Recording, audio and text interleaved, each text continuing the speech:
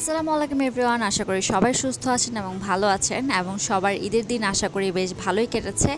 আমাদেরও আলহামদুলিল্লাহ এবার গ্রামের বাড়িতে ঈদটা অনেক ভালো কেটেছে।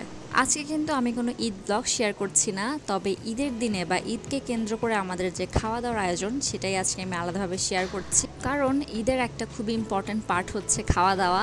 যদিও রোজার ঈদের মতো কোরবানি ঈদে আমাদের খুব বেশি আইটেম করা হয় না, বা যে ফ্যান্সি আইটেম যেগুলো রোজার ঈদেই বেশিরভাগ ট্রাই করা হয়, কোরবানি ঈদে তেমন কিছু ট্রাই করা হয় না।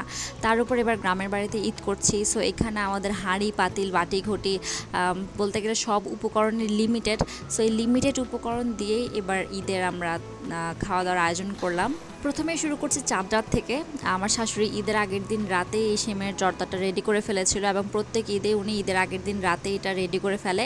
আর আমাদের বাসায় প্রত্যেক ঈদে একটা হিট আইটেম থাকে আমার শাশুড়ির করে এই জর্দাটা। মা নারকেল দিয়ে অনেক মজা করে জর্দাটা করে। তো আমি তখন ঘরে ছিলাম না, থাকলে অবশ্যই আপনাদের সাথে রেসিপিটা শেয়ার করতাম। আর এখন হচ্ছে ঈদের দিন সকাল, আমি এখানে দুধ সেমাই করব। তো ঈদের দিন বা যে কোনো স্পেশাল অকেশনে হচ্ছে দুধ সেমাই বা লাচ্ছা সেমাইটাকে আমি একটু ঘিতে ভেজে তারপরে রেডি করি। সো আজকেও ঘিতে একটু বাদাম আর সেমাইটাকে আগে ভালোভাবে ভেজে নিয়েছিলাম, তারপরে দুধ দিয়ে দিয়েছি আলাদাভাবে। আর এখন আমি সবগুলো সেমাইয়ের মধ্যে বাদাম কুচি দিয়ে একটু সাজিয়ে নিচ্ছি।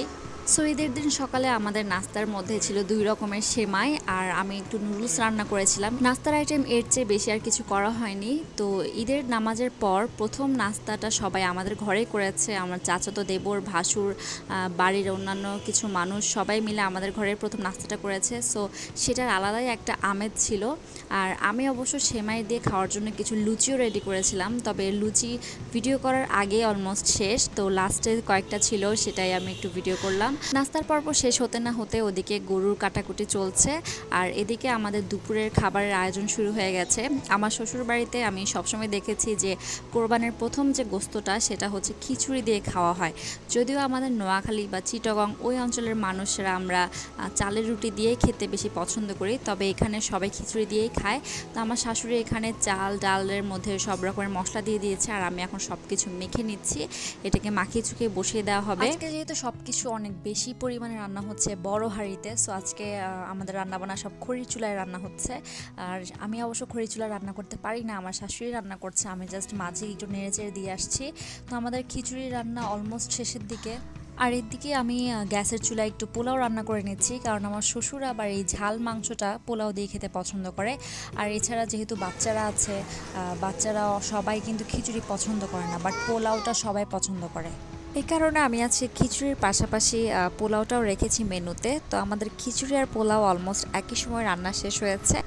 এর মাঝে আমাদের প্রথম রান্না করার জন্য যে মাংস সেটা দিয়ে গেল, আর এখন আমার শাশুড়ি একইভাবে সব মশলা দিয়ে দিচ্ছে, আর এখন আমি এটাকে মাখিয়ে চুকিয়ে বসিয়ে দিব।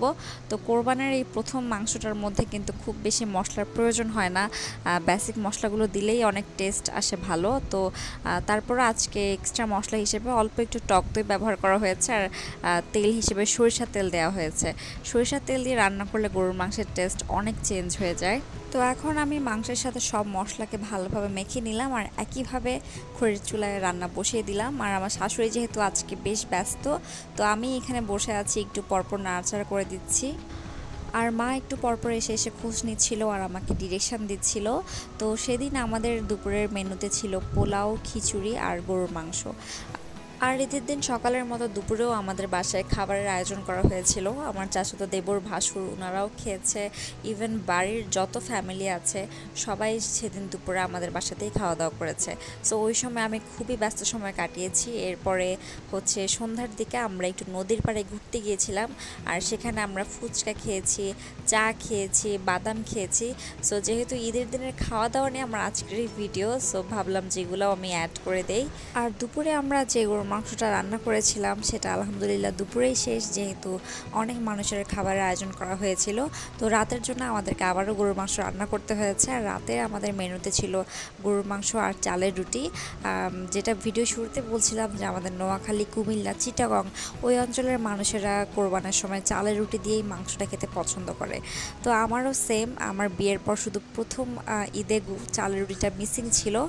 আর এরপর আমার শাশুড়ি যখন জানতে পারে যে আমি চালের রুটি অনেক পছন্দ করি মাংস দিয়ে স্পেশালি, সো এরপর থেকে প্রত্যেক ঈদে আমার জন্য চালের রুটির ব্যবস্থা থেকেছে।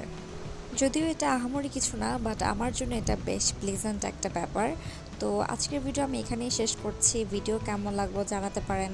আপনাদের ঈদের মেনুতে কী কী ছিল সেটা আমার সাথে শেয়ার করতে পারেন কমেন্টে। আজকের মতো এখানেই বিদায় নিচ্ছি। আল্লাহ হাফেজ।